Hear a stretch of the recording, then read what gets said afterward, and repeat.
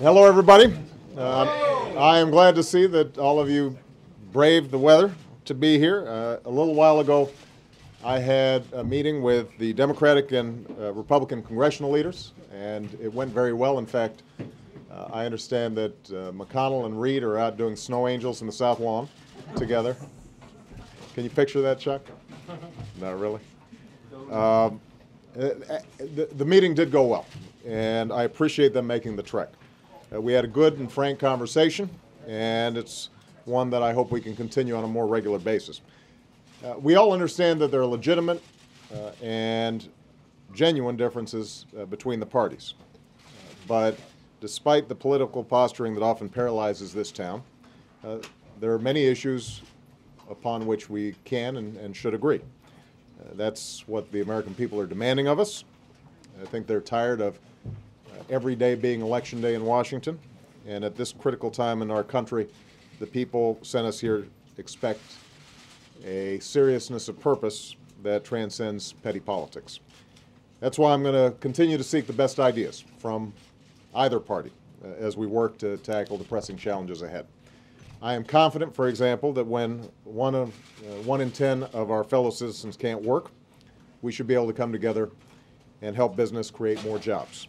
We ought to be able to agree on providing small businesses with additional tax credits and much-needed lines of credit. And we ought to agree on investments in crumbling roads and bridges, and we should agree on tax breaks for making homes more energy efficient, all of which will put more Americans to work. Many of the jobs proposals that I've laid out have passed the House and are soon going to be debated in the Senate. We spent a lot of time in this meeting discussing a jobs package and how we could move forward on that. And if there are additional ideas, I will consider them as well. What I won't consider is doing nothing in the face of a lot of hardship across the country. We also talked about restoring fiscal responsibility. There are a few matters on which there is as much vigorous bipartisan agreement, at least in public, but unfortunately there's also a lot of partisan wrangling behind closed doors. This is what we know for sure. For us to solve this extraordinary problem that is so many years in the making, it's going to take the cooperation of both parties. It's not going to happen in any other way. I'm pleased that Congress supported my request to restore the pay-as-you-go rule, which was instrumental in turning deficits into surpluses during the 1990s. I've also called for a bipartisan fiscal commission. Unfortunately, this measure, which originally had received the support of a bipartisan majority in the Senate and was co-sponsored by Senators Conrad and Gregg, Democrats and Republicans, was blocked there. So I'm going to be creating this commission by executive order. And during our meeting, I asked the leadership of both parties to join in this serious effort to address our long-term deficits. Because when the politics is put aside, the reality of our fiscal challenge is not subject to interpretation. Math is not partisan. There ought to be a debate about how to close our deficits. What we can't accept is business as usual, and we can't afford grandstanding at the expense of actually getting something done. During our meeting, we also touched briefly on how we can move forward on health reform. I've already announced that in 2 weeks I'll be holding a meeting with people from both parties, and as I told the congressional leadership, I'm looking forward to a constructive debate with plans that need to be measured against this test. Does it bring down costs for all Americans as well as for the federal government, which spends a huge amount on health care? Does it provide adequate protection against abuses by the insurance industry? Does it make coverage affordable and available to the tens of millions of working Americans who don't have it right now? And does it help us get on a path of fiscal sustainability? We also talked about why this is so urgent. Just this week, there was a report that Anthem Blue Cross, which is the largest insurer in the largest state, California, is planning on raising premiums for many individual policyholders by as much as 39%. If we don't act, this is just a preview of coming attractions. Premiums will continue to rise for folks with insurance. Millions more will lose their coverage altogether. Our deficits will continue to grow larger. And we have an obligation, both parties, to tackle this issue in a serious way. Now, bipartisanship depends on a willingness among both Democrats and Republicans to put aside matters of party for the good of the country. I won't hesitate to embrace a good idea from my friends in the minority party, but I also won't hesitate to condemn what I consider to be obstinacy that's rooted not in substantive disagreements, but in political expedience. We talked about this as well, particularly when it comes to the confirmation process. I respect the Senate's role to advise and consent, but for months, qualified, non-controversial nominees for critical positions in government, often positions related to our national security, have been held up despite having overwhelming support. My nominee for one important job, the head of General Services Administration, which helps run the government, was denied a vote for 9 months. When she finally got a vote on her nomination, she was confirmed 96-0. That's not advise and consent. That's delay and obstruct. One senator, as you all are aware, had put a hold on every single nominee that we had put forward due to a dispute over a couple of earmarks in his state. In our meeting, I asked the congressional leadership to put a stop to these holds in which nominees for critical jobs are denied a vote for months. Surely we can set aside partisanship and do what's traditionally been done to confirm these nominations. If the Senate does not act, and I made this very clear, if the Senate does not act to confirm these nominees, I will consider making several recess appointments during the upcoming recess, because we can't afford to allow politics to stand in the way of a well-functioning government. My hope is that this will be the first of a series of meetings that I have with leadership of both parties in Congress. We've got to get past the tired debates that have plagued our politics and left behind nothing but soaring debt and mounting challenges, greater hardships among the American people, and extraordinary frustrations among the American people.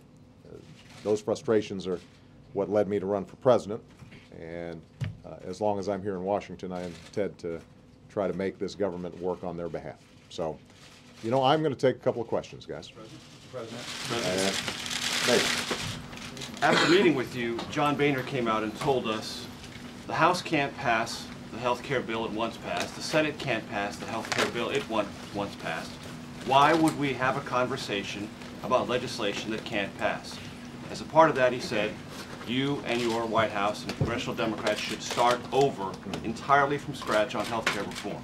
How do you respond? Are you willing to do that? Well, here's how I responded to John in the meeting, and I've said this publicly before. There are some core goals that have to be met. We've got to control costs, both for families and businesses, but also for our government. Everybody out there who talks about deficits has to acknowledge that the single biggest driver of our deficits is healthcare spending. We cannot deal with our deficits and debt long term unless we get a handle on that. So that has to be part of a package. Number two, we've got to deal with insurance abuses that affect millions of Americans who've got health insurance.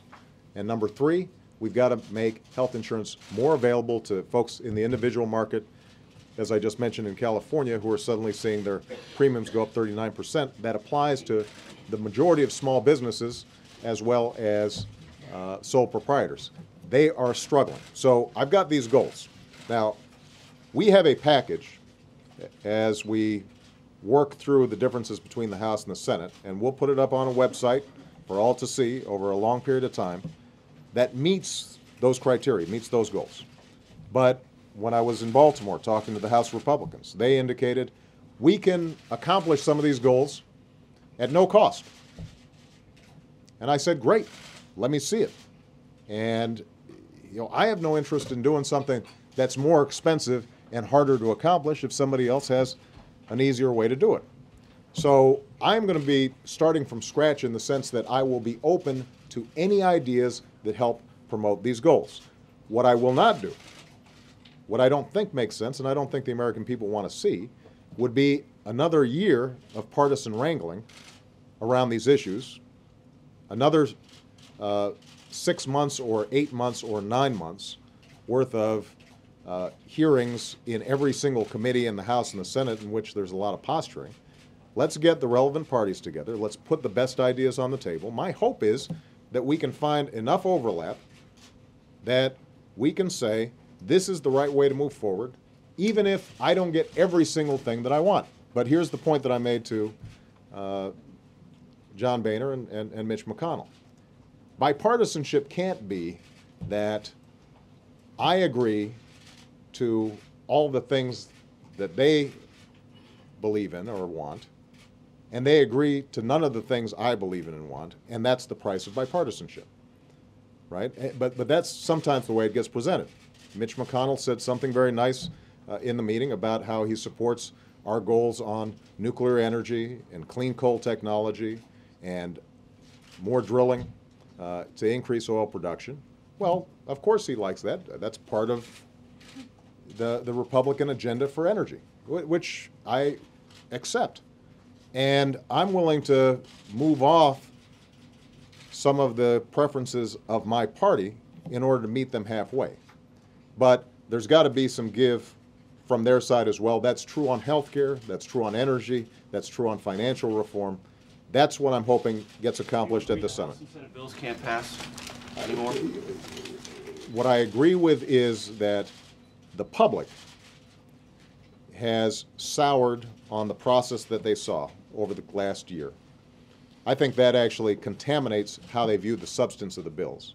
I think it is important for all these issues to be aired so that people have confidence if we're moving forward on such a significant part of the economy as healthcare, that there is complete transparency and all these issues have been adequately vetted and adequately debated. And this gives an opportunity not just for Democrats to say, here's what we think we should do, but it also gives Republicans a showcase before the entire country to say, here's our plan, here's why we think this will work. And one of the things that John Boehner and Mitch McConnell both said is they didn't think that the status quo was acceptable. And that's right there promising.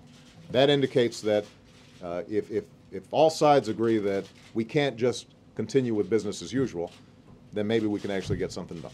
Mr. President, All right.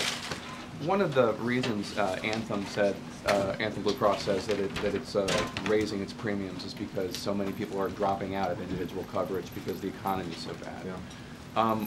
And that leaves the people in the pool who are people who need medical care driving up costs. One of the reasons why businesses are not expanding right now, in addition to some of the credit issues you talked about, at least according to business leaders, is they say there's an uncertainty of what they need to plan for because of the energy bill, because of health care. That's what they say. I'm not saying it's true or not, but that's what they say. What do you say when you hear that? Well, I think that the biggest uncertainty has been we just went through the worst recession since the Great Depression. And people weren't sure whether the financial system was going to melt down and whether we were going to tip into a endless recession. So let's be clear about the sources of uncertainty in terms of business investment over the last several years. A huge contraction, trillions of dollars of losses in people's 401ks. People have a lot of debt coming out of the previous decade that they still haven't worked out. The housing market losing a whole bunch of value. So the good news is that where we were contracting by 6%, the economy is now growing by 6%. The CEOs I talk to are saying they are now making investments, and I anticipate that they're going to start hiring at a more rapid clip. What I've also heard is them saying that we would like to feel like Washington is working and able to get some things done. There are two ways of interpreting the issue of uncertainty. One way would be to say, well, you know what, we'll just go back to what we were doing before on, let's say, the financial markets. We won't have the regulations that we need. We won't make any changes in terms of too big to fail. That will provide certainty until the next financial crisis. That's not the kind of certainty I think that the financial markets need. The kind of certainty they need is for us to go ahead and agree on a bipartisan effort to put some rules of the road in place so that consumers are protected in the financial markets, so that we don't have banks that are too big to fail, that we have ways of winding them down and protecting the overall system without taxpayer bailouts. That requires legislation. The sooner we can get that done, the better. The same would be true when it comes to health care.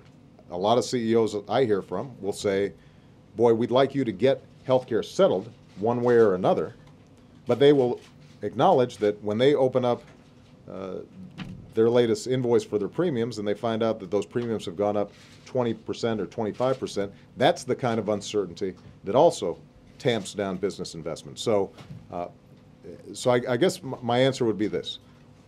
The sooner the business community has a sense that we've got our act together here in Washington and can move forward on big, serious issues in a substantive way without a lot of posturing and partisan wrangling, I think the better off the entire country is going to be. I absolutely agree on that. What I think is important is not to buy into this notion that is perpetrated by some of the business interests that got a stake in this, who are fighting financial reform, for example, to say, boy, we'd be doing fine if we just didn't try to regulate the banks. That, I think, would be a mistake. Just to play devil's advocate on that, a small business, let's say, not somebody who's going to be affected by the regulatory reform, small business, you have proposed, you would acknowledge, a bold agenda.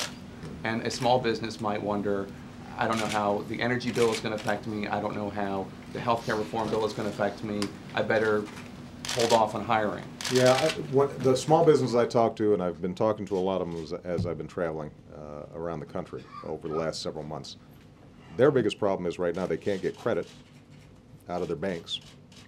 So they're uncertain about that. And they're still uncertain about orders. You know, do they just have enough customers to justify them doing more?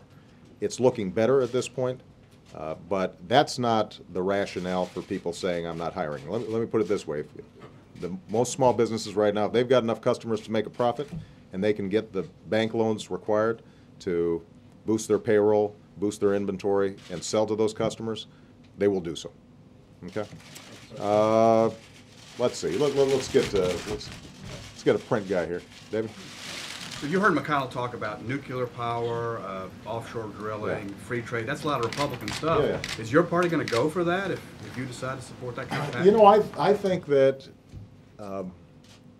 on energy, there should be a bipartisan agreement that we have to take a both-and approach rather than either-or approach.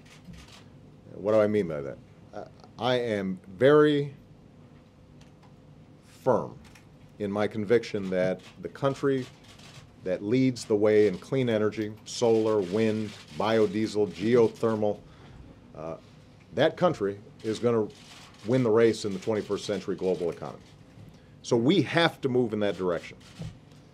What is also true is that given our energy needs in order to continue economic growth, produce jobs, make sure our businesses are competitive around the world, that we're going to need some of the old traditional energy sources as we're developing these new ones and ramping them up. Right? So we can't overnight convert to an all-solar or an all-wind economy. That just can't happen. We're going to have needs in these traditional sources. And so the question then is, are we going to be able to put together a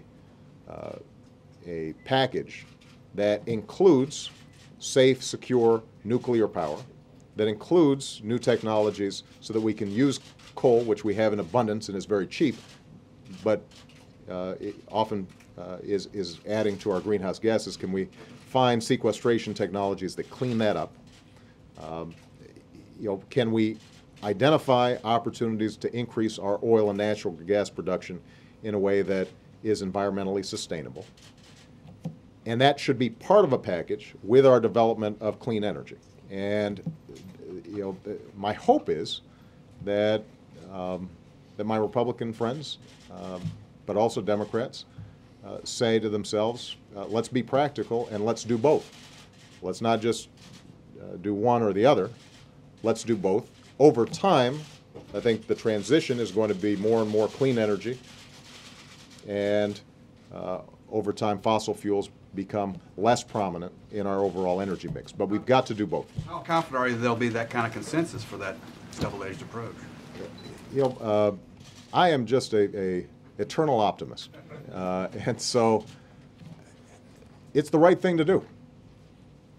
And all I can do is just to keep on making the argument about what's right for the country and assume that over time, people, regardless of party, regardless of their particular political positions, are going to gravitate towards the truth. Okay? I'm going to take two more. Let's see.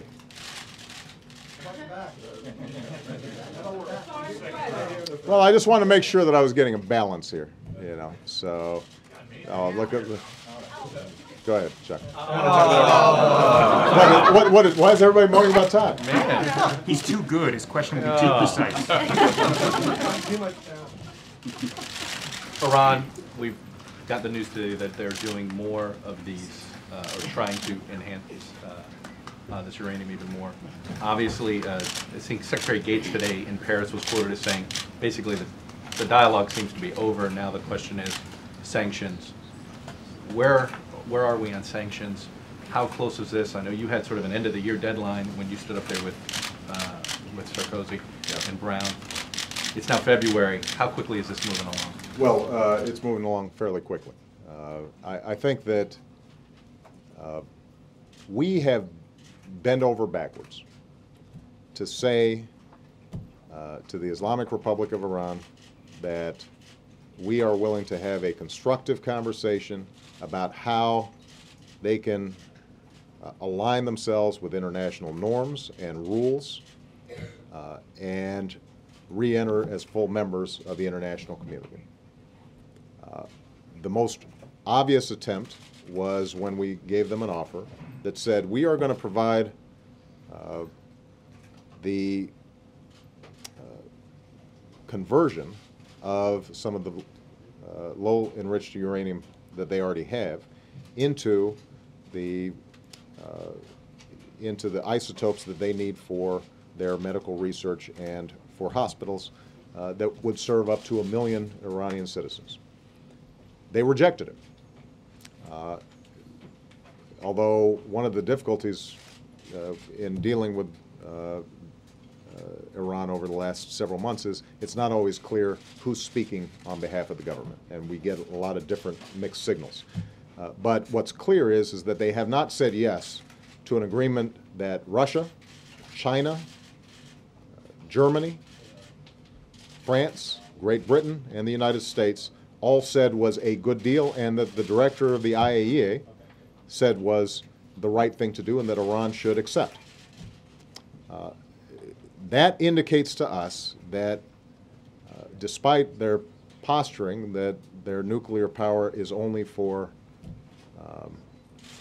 civilian use, that they, in fact, continue to pursue a course that would lead to weaponization.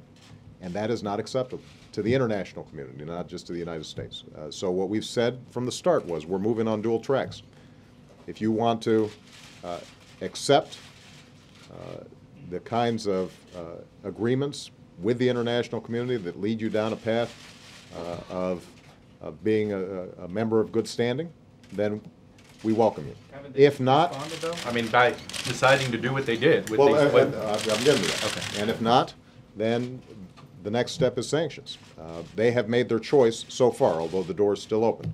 And what we are going to be working on over the next several weeks is developing a significant regime of sanctions that will indicate to them how isolated they are from the international community as a whole. What do you mean by regime Well, sanctions? meaning that there's going to be a Some will be UN and some will be... we are going to be looking at a variety of ways in which countries indicate to Iran that their approach is unacceptable, and the UN will be one aspect of that broader effort.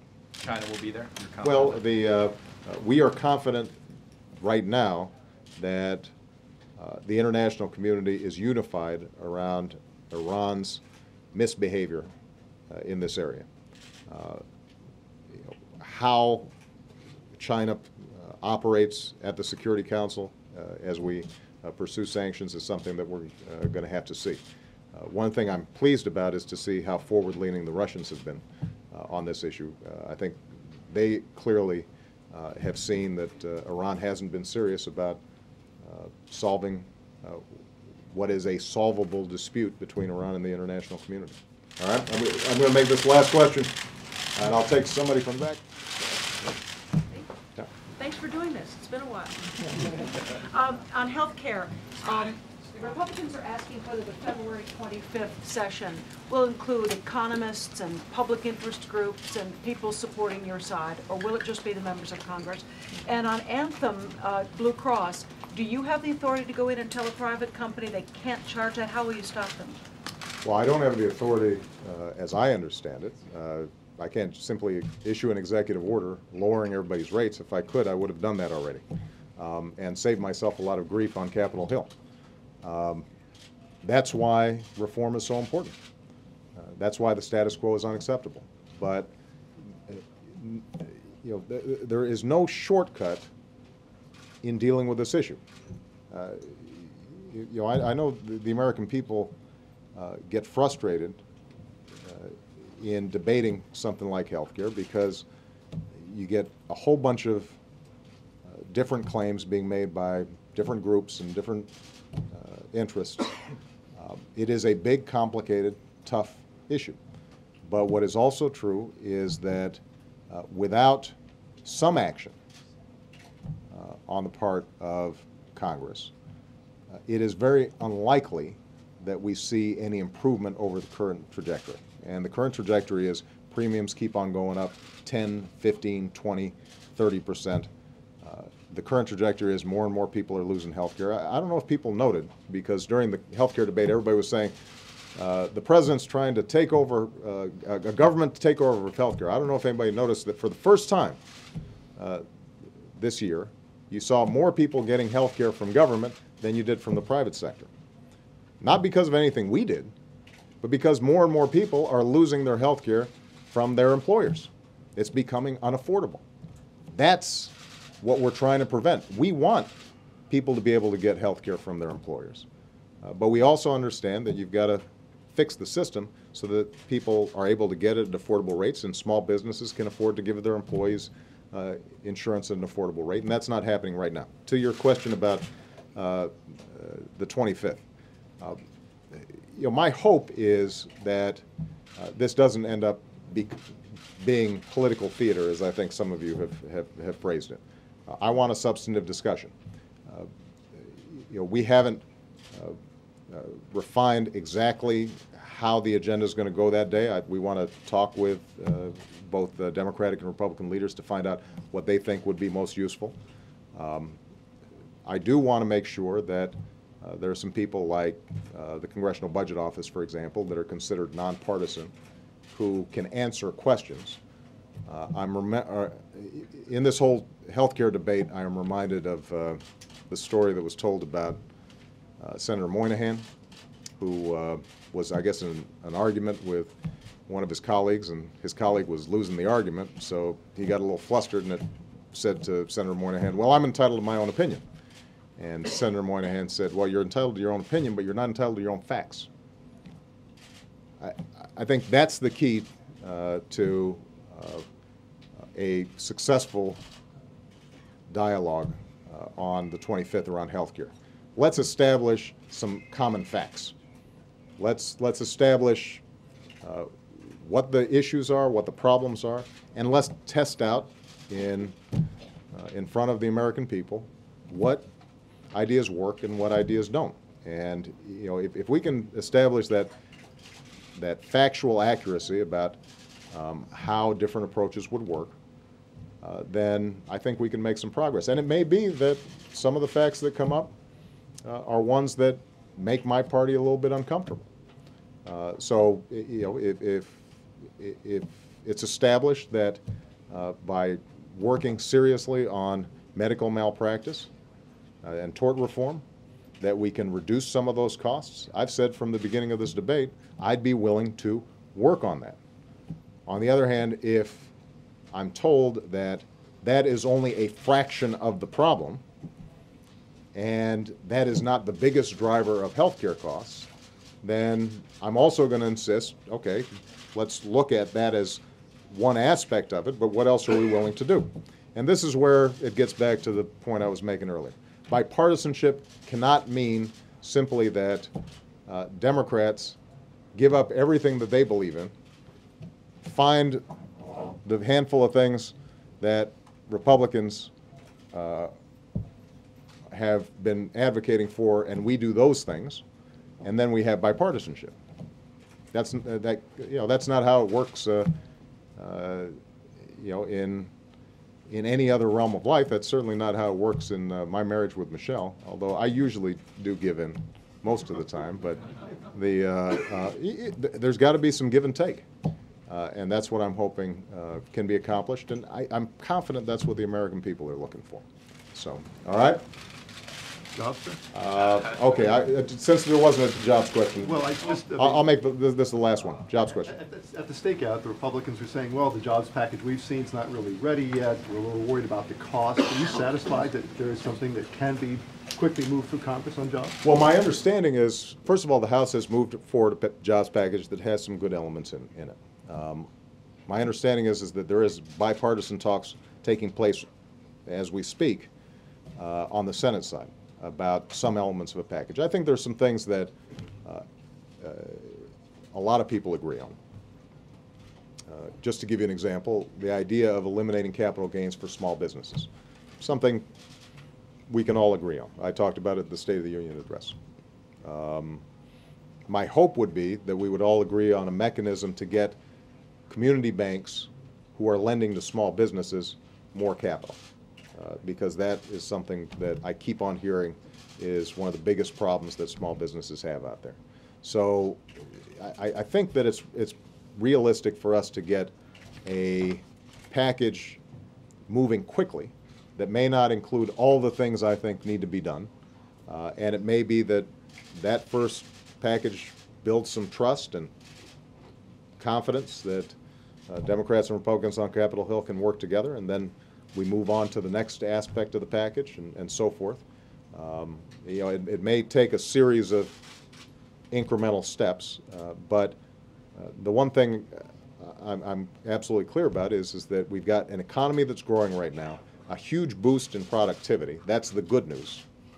The bad news is that companies still haven't taken that final step in actually putting people on their payroll full time. We're seeing an increase in temporary workers, but they haven't yet taken on that full-time worker. And so providing some additional impetus to them right as the economy is moving in a positive direction, I think can end up yielding some good results. All right? Thank you, guys. That was pretty good. Thanks. When do we see you again? You tell Fenty to plow the streets? Shovel. Wow. Man, you appear to have been, yeah. Now that the warm-up band is played, I can't imagine there's a lot left to say, so I'll do a few of these and we'll get going. Mr. Feller? Robert, let me follow up on that issue of bipartisanship. The President said more than once that it can't just be Democrats abandoning their ideas and accepting Republican ones. There's got to be give and take. What about the give that the White House offers? Can you offer any specific ideas or places where the White House is willing to give ground on health care? Well, understand, you've heard the President discuss in interviews that he's done the notion of talking more fully about medical malpractice, something that you could put on the table and that we could discuss. Understand this, Republican ideas that are already in the legislation that the Senate considered. High-risk pools for uninsured with pre-existing conditions. Interstate compacts to allow coverage to be sold across state lines. Low-cost catastrophic plans for the young. Dependent coverage to age 26. Grants for prevention and wellness programs with incentives for participation in employer wellness programs. And the SHOP Act, small business insurance pools that offer affordable coverage choices. So there are Republican ideas. I think the latest figure I had from Nancy Ann were 160 amendments that were offered in the committee process by Republicans that have been put into this bill. But Ben, that's the point of this. As you saw the President discuss in Baltimore, that we should listen to these ideas and we should have that discussion. That sounds like you could be taking the position that the White House has listened, and now it's time for the Republicans to give ground. No, I didn't say that. But the notion that Republican ideas aren't contained in the bill is just, I think that's just simply not true. If you think about the number of meetings that Senator Baucus had with Senator Grassley and Senator Enzi, the number of times that they spoke with the president on this issue. The notion that the president hasn't talked to Republicans is nothing more than a Republican, a GOP party talking point. But look, the point of this, Ben, is let's have a reasonable discussion. Let's sit down and discuss these issues in a bipartisan way. Let's do this in a way where we can have this discussion. We can have this discussion in front of the American people, and we can decide what ideas we can all agree on. Understand this, Ben, I think what the last example the president was using, which was bipartisanship isn't going to be 100% of your ideas or 100% of my ideas, right? That's not bipartisanship. But there has to be give and take in that process. And we have to understand that you may not get everything you want, but you may get some of what you want.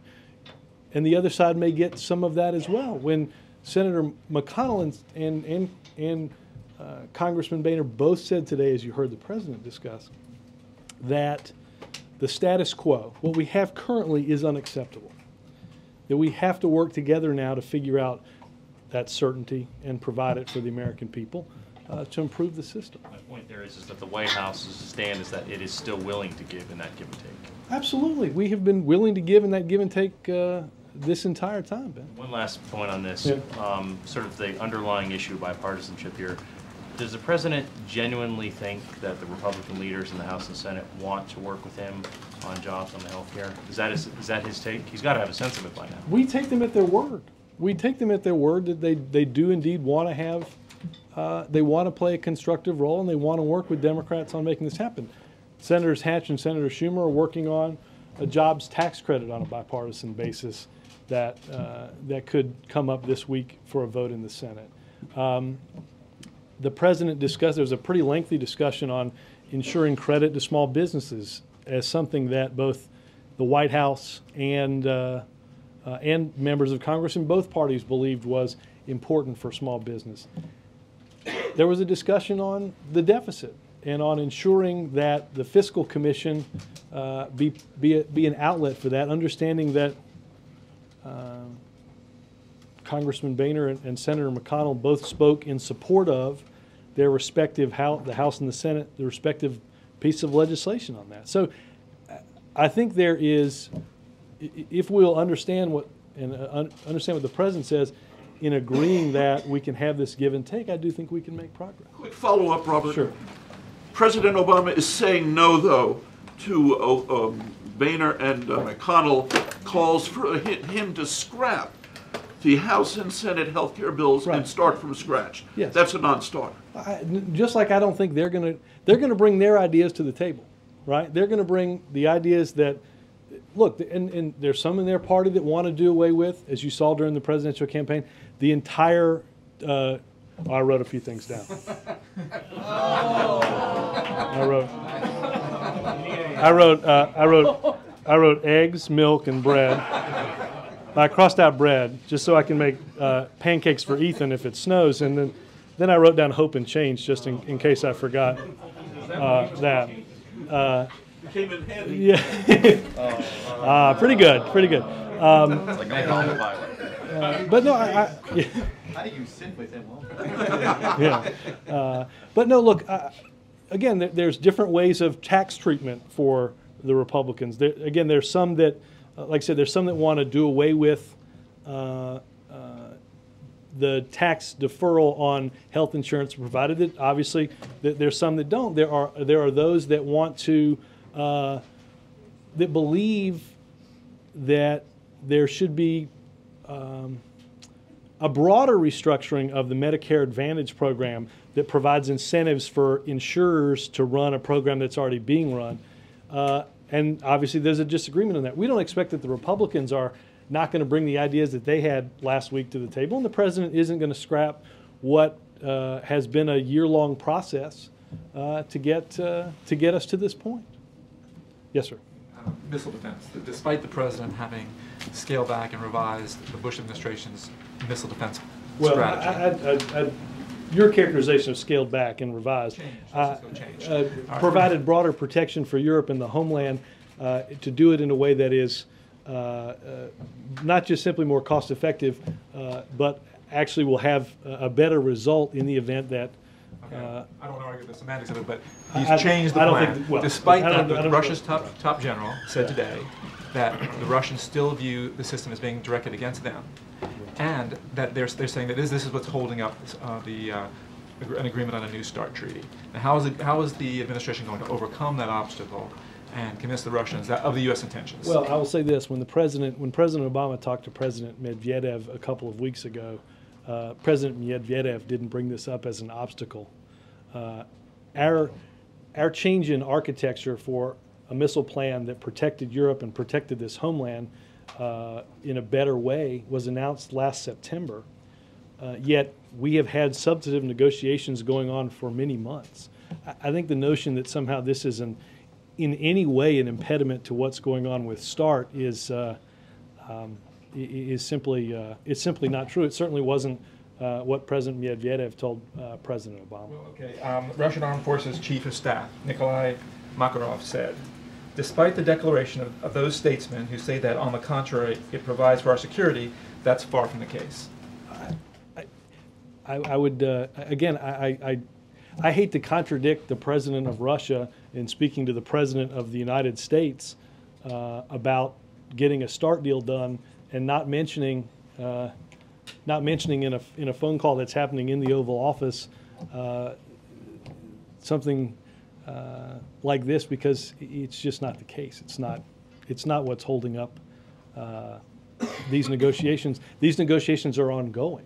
If it was, there's a series of things that look. Whenever you get down to this point in a treaty, you're taking conceptual agreements and putting them into words, and there are going to be some fights over different words, and that's what they're working through.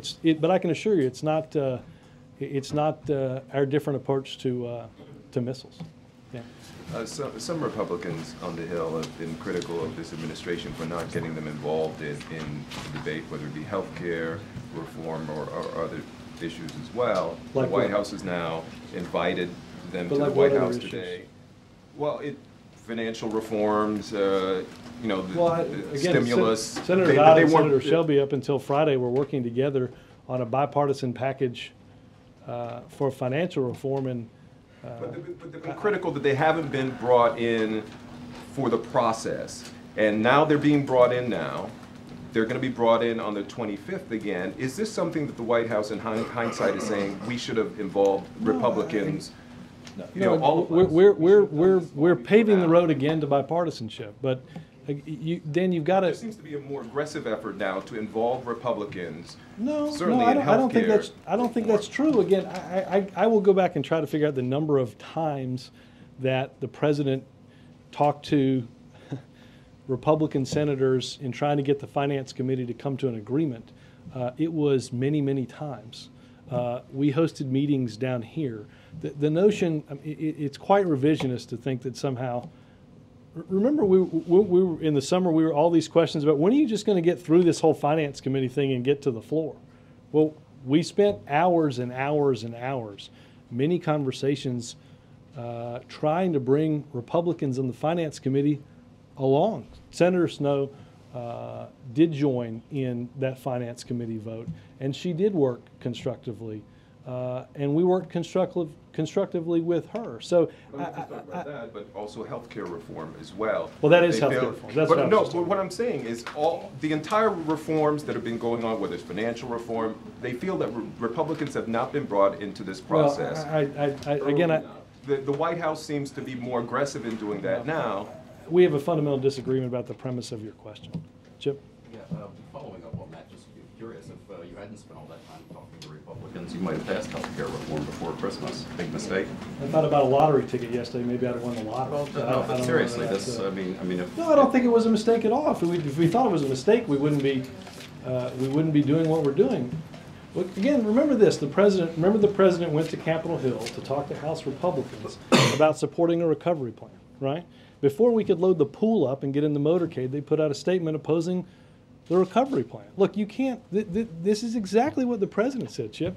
If bipartisanship means I'm going to give up everything I believe and adopt everything that you believe, that's not bipartisanship. It's never been bipartisanship in this town. If bipartisanship means We're going to take into account some of your ideas. You're going to take into account some of our ideas. Nobody's likely to get 100% of what they want, but we're going to meet somewhere in the middle to make progress on an issue for the American people.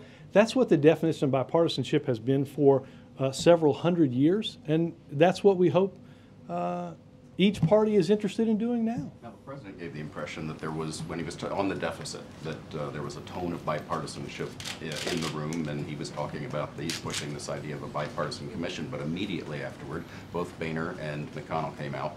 And Boehner in particular said that the Democrats and the president have been on a spending binge. I mean, they immediately went into full partisan mode and said the president doesn't need a bipartisan commission. All he needs is to make the tough decisions himself. I hope you'll get your congressional reporter to ask why, after a bipartisan meeting in discussing solutions, Chip, nobody in their right mind could blame everything that's happened on one party in spending, right?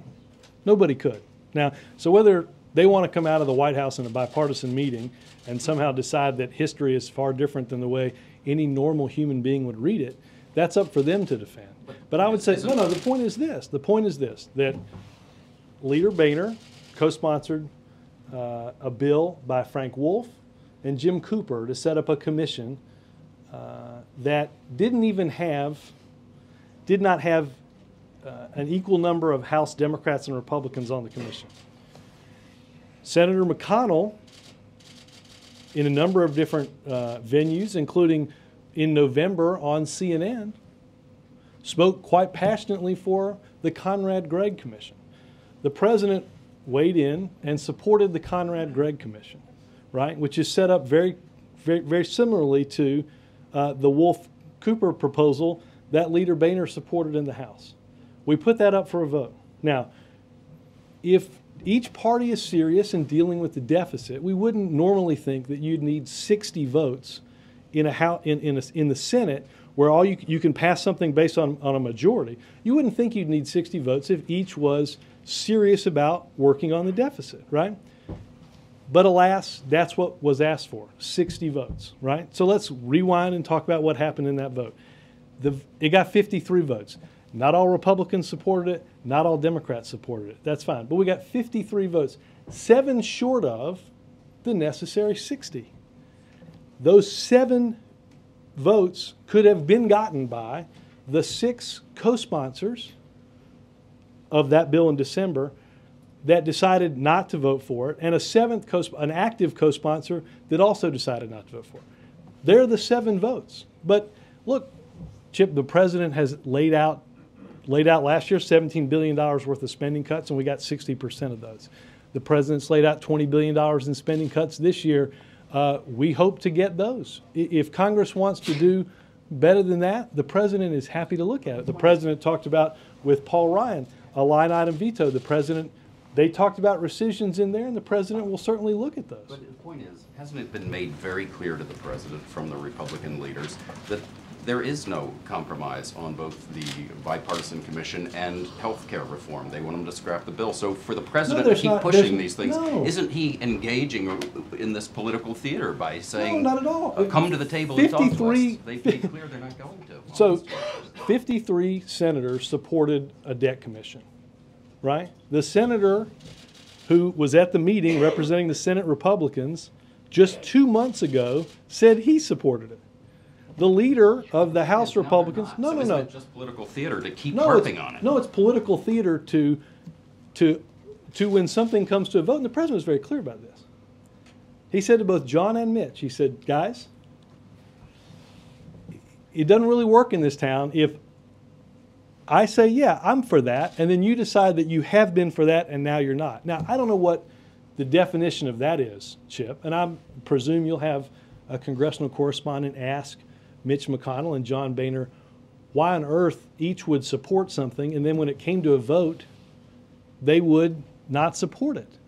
The president, look, they have concerns about what would be on the table. Well, here's a good idea. There's a budget process that will go on Capitol Hill. If you have an idea about how to structure our budget, we've got no problem voting on that. I have no doubt that if the House Republicans or the Senate Republicans want to put forward a budget, that should be voted on. Absolutely. I can't imagine anybody would stand in the way of having that budget voted on. Laura?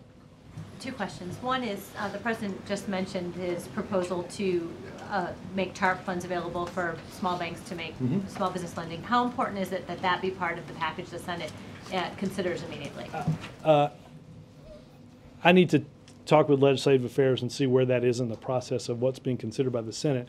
But understand that to a person in this meeting, everyone mentioned prior to the discussion on how it would be structured. To a person, every one of the leaders, including the President, mentioned that getting capital to small businesses, allowing them to borrow money to meet payrolls or expand, is one of the most important things that we can do. Some other differences were discussed in terms of how that is structured. But each of the leaders talked about how you're going to pay for this. We have authority to use money to help banks get the capital they need to lend. So this is, as both the Treasury Secretary, Dr. Summers, and Dr. Romer, all three of them said, unless we do something like this, lending is going to contract. We have this authority, and that authority is the permissible authority under TARP is to get our financial system going through lending, that this was an easy, common sense way to get that done. The President highlighted, as did Senator McConnell out at the stakeout, the fact that the Republicans like some of his energy ideas. Was there the clean coal, nuclear power? Was there any discussion in the meeting of moving forward with a comprehensive energy bill that would include those elements as well as some of the Democratic proposals?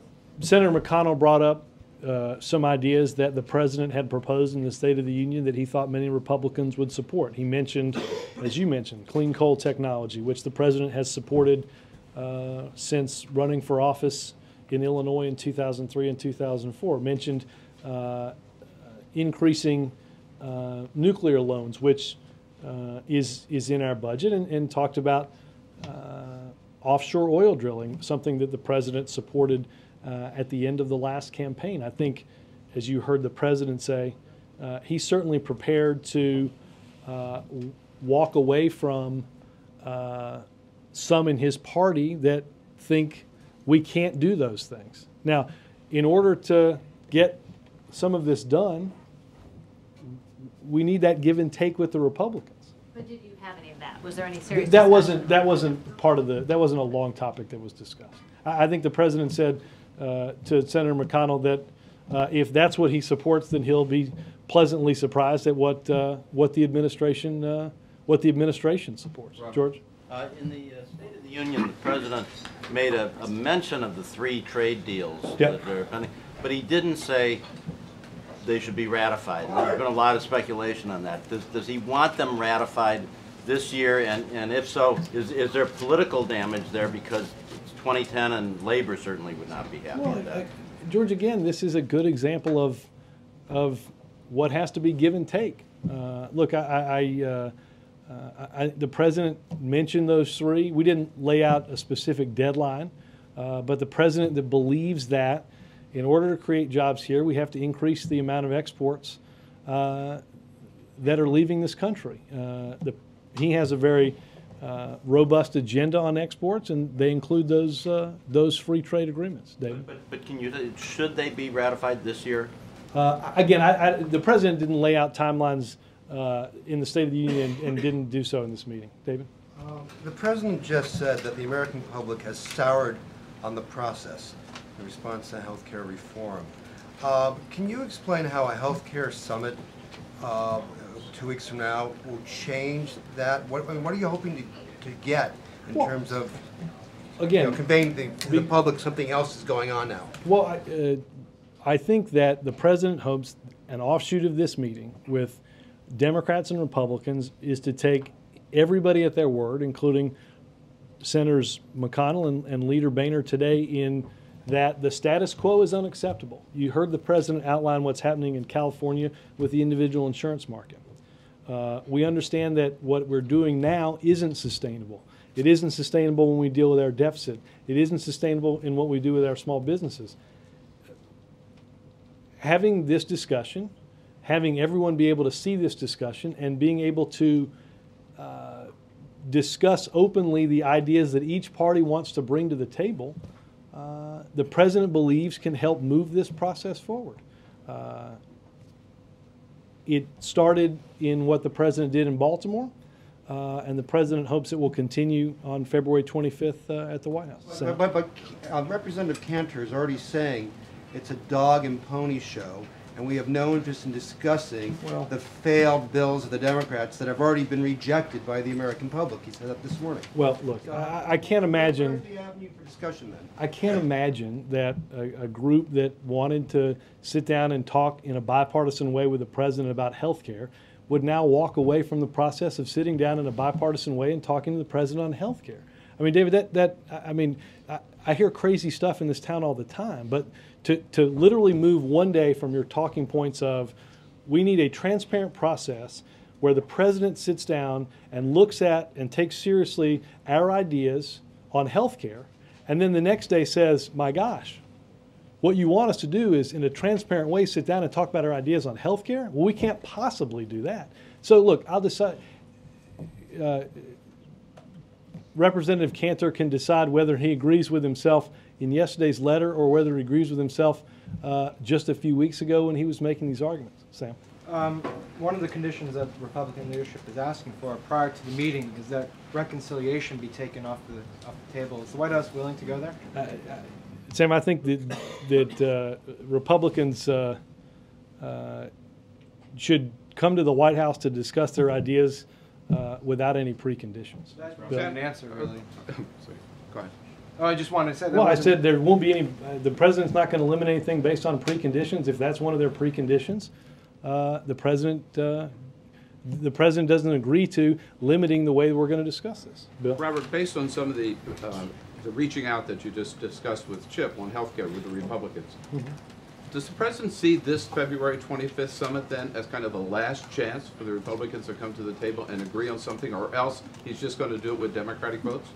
No, I don't. I think the president believes this is the next best chance to do it, and the president's going to take Republicans seriously that they want to come discuss these issues. You're laughing, and I haven't even finished my answer. How many more chances, is he going to extend before he just says they're not going to play, so we're just going to go with Democratic votes? Well, Bill, I think if there was a way to have solved this prior to today, we wouldn't be. Mike. I appreciate your notes on the hand gag. Does the White House? How closely did the White House monitor the Tea Party convention this weekend? Do you have any reaction to what was said there? And I didn't watch it. I didn't watch it at all. Do you see the Tea Party movement as a real political force this year? Look, it seems to be a very successful private enterprise. I would say that there appear to be fewer speech makers that are unemployed in this economy than what might have been previously reported. Look, I think whether you're part of an organized party, whether you're part of a movement that has a convention, I think what we saw in 2008, what we saw in Massachusetts, what we see across the country is a great deal of anxiety about what we've been through. We discussed this a little on Friday when we talked about the jobs report. The reformulation of how many jobs have been lost in this recession, 8.4 million, exceeds what had been lost in the recession of 1981, the recession of 1991, and the recession of 2001 combined. So for a long period of time, this anxiety is built. Whether you're, again, a Democrat or a Republican, an independent, a member of the Tea Party movement, you want to see this town be able to sit down and talk about their differences, but also not just focus on their differences. And I noticed that a lot of questions in here focus on what we disagree on, not what we agree on. I think the president wants to sit down, whether it's in a bipartisan meeting to talk about the economy and jobs, whether it's in a bipartisan meeting to talk about health care, to find some agreement on what we're for. There are plenty of outlets for people to discuss what they're against. What the American people want us to do is come together and make some progress and move forward in what we agree on to help their lives, to help them pay for a college education, to help get this economy restarted again, to help them get the credit they need to start or expand a small business. That's what the American people want to see this town work on. I think that's what the president wants to work on too. Thanks, guys.